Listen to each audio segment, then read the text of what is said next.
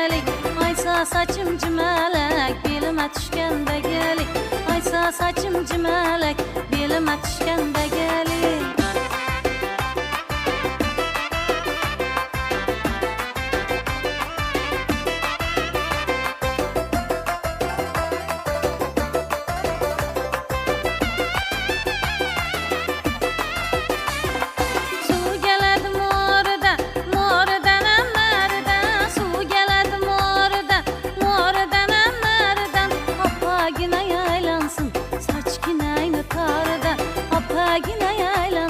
Saç kinayını tarıdan alma pişkende gelik, dine düşkende gelik. Alma pişkende gelik, dine düşkende gelik.